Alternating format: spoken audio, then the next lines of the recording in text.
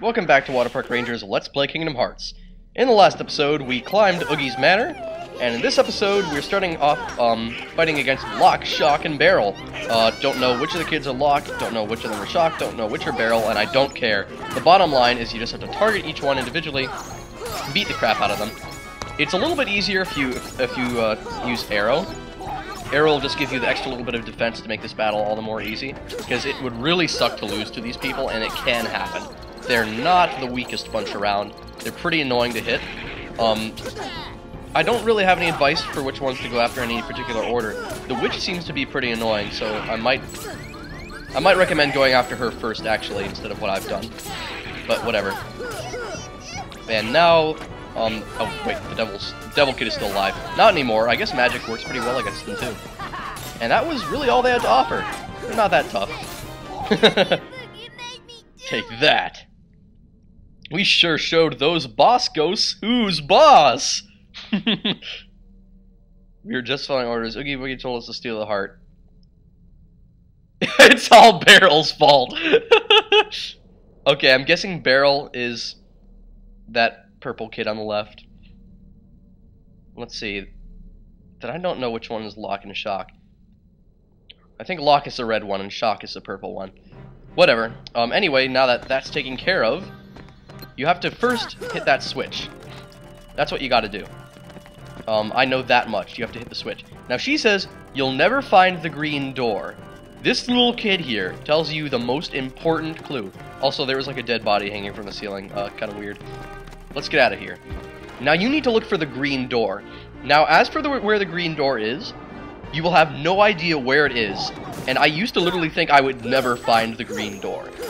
But you can find the green door very easily.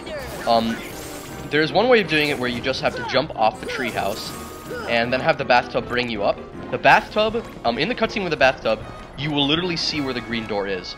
So I'm going to try and leap from the treehouse and go down to the base. See, it's all one continuous area, no loading times. This is a huge area. And now that we're down here, we are going to look for that bathtub. Because it walks in a circle around the bottom of the tree, it might be more wise to just kind of remain where we are and just defeat the White Knights in the general area, instead of wandering around to look for the tub, in which case we might just run into more White Knights and then not be able to get into the tub. So let's hop into that tub right away. Now look carefully. Look very carefully, because this is your only chance to find the green door. Bottom left corner of the screen, green door is right there. So it's pretty close to where we are on the Pumpkin Bridge. It's somewhere to the left where you can jump off, and bam, you're right here. There's also like a little section where you can actually warp to this area from another point on the treehouse. There are a couple warp points around the treehouse that will lead you to different areas. They're kind of well hidden. I'm not exactly sure how to describe how you can get to them. It's just, the general thing you have to know is that once you watch that cutscene with the green door, you'll be able to find your way to it without too much trouble. I guess I could try and show you that warp thing that I was telling you about. The green door is down this way. There it is, right there. Let's just clear these Heartless out of the way before we go in. We'll level up a little bit more. Take that, and a little bit of... Good. And you see the shadow here? This is the warp point I was telling you about. There's a little target mark in there too, and I don't know why it's there. I guess that was to let you know that that was no ordinary shadowy area. Once again, magic proving useful. See, Kingdom Hearts just mixes it up with magic in combat a lot better. Or I should say, gives you an incentive to do it more often, which is pretty much just the same thing. And a little bit more AP. I guess we haven't equipped abilities in a while, so maybe we should check through and see what abilities we have to equip before we go through that door with Oogie Boogie's face on it. Sora can have... Oh, I guess Treasure Magnet could be more useful. It'll just attract things from further away. And now we have more treasure magnets. Everyone will be able to do that. Now, Second Chance is the most useful of these abilities for Goofy. So we're just going to keep that on him. Because Second Chance means basically that if you're defeated, or you're dealt a hit that would normally defeat you, you'll actually keep 1 HP no matter what. And at that point, you can heal and live. Of course, if you fail to heal, then you're going to die anyway because you have 1 HP left. But Second Chance is an amazing ability to equip because it makes all the difference especially in the later battles of the game. Hey, it would probably even be a good thing to have earlier on, but you don't get it for your party members until later, I think, depending on which weapons you choose at the start. And as for Sora, I think that with the set that we've chosen, he's not going to learn second chance until probably pretty close to the end of the adventure. This is it? Yeah, that's it. 2 gargoyles. I guess you're just not worthy of the Heartless Oogie Boogie. And now we have to fight him in a boss battle, which is pretty unique. It's kind of complicated, so I'm going to do my best to explain it. Oogie Boogie's going to be running around the top of the roulette wheel, but you can't just jump up to him. Of course, he also has little gargoyles helping him out, so I would recommend taking care of those guys, just so that they don't give you too much trouble. They're going to respawn periodically, I'm pretty sure. Anyway, what Oogie Boogie will do is he's going to roll the dice, and depending on where the dice lands, different things will happen in the battle. One of them, one of his rolls is going to be causing little lights to appear around the roulette wheel. You have to step on the correct light that matches up where Oogie Boogie is currently walking. And when you do that, it's going to lock him into position so you can jump up and damage him. That's how you hurt the boss. Of course, that's just one of his rolls. He has more rolls than just letting you attack him. His other rolls include flaming dice that'll hit you, some dice that will actually cause, like these dice I think, depending on where they land, they're going to cause different things to happen.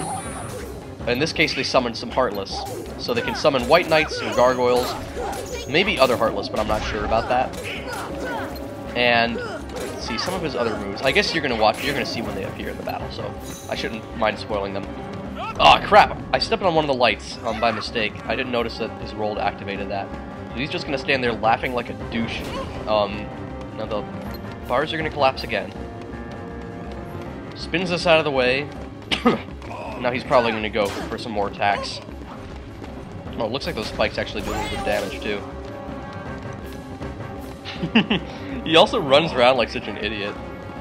Okay, so this is gonna summon some kind of attack, so what's it gonna be? Oh boy. Spinning scythes. These can simply be avoided by jumping over them. They do have a few different movements. This is just one of the potential movements. It also looks like you can throw exploding dice while the trap is activated. So now, hit the shining light where he's standing, and bam, we've locked him in. So you need to always be on the lookout for those shining lights to appear. Then jump up and furiously start comboing him. The thing about when you jump up to go after him is that, okay, number one, you can only hit him a limited amount of times before he knocks you back with that shockwave and makes you repeat the process. But the biggest problem is that whenever you're trying to jump up, Oogie Boogie's going to try and knock you back with his own physical attack, just straight up. So you need to avoid that attack while you're jumping up, which is, admittedly, probably the trickiest part of the fight. Now, one of his dice moves just apparently summoned a bouncing scythe blade, which I think is one of the more difficult attacks to dodge. There, we've locked him in again, so we're going to have to jump up, avoid his attack. Sometimes that attack can be avoided not only by jumping at an angle, but by hitting his own attack back with an attack of your own. Kind of like you might knock the Keyblade into Cerberus's head while he's trying to bite you. Just like that move, that's a pretty difficult thing to do. So now what's the move going to be? It's... oh, Heartless Summoning. Usually this doesn't happen very often. Usually I get the Scythe, like, constantly. One of the Scythe moves is that when it's spinning around, it also bounces. If the Scythe is bouncing, what I recommend you do is not try and jump over it. Because typically it's going to bounce over you, I would recommend walking underneath it. And just watching it to move it through walking underneath the bouncing Scythe. Pretty good tips there. Now, the last thing about this fight that you need to know is that there's a chance that Oogie Boogie might try and heal himself. And he can restore almost all of his life, actually.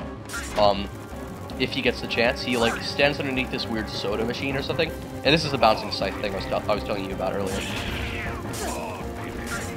Oh, damn, these things are...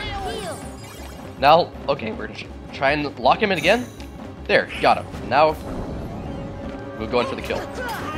Okay, it looks like he almost hit us, but he didn't manage to do it. And we win.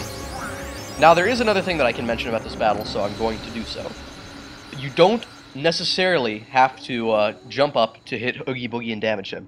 If you so wish, and this is something that I recommend you do once Oogie Boogie starts getting low on HP, is come into battle with plenty of ethers and use thunder on him from a distance. This will stop him from being able to heal, because typically he'll try and heal when he's low on HP. So once he starts getting to that level, sort of like Clayton, just as I defeated Clayton with Thunder, I recommend getting Oogie Boogie from a distance with Thunder.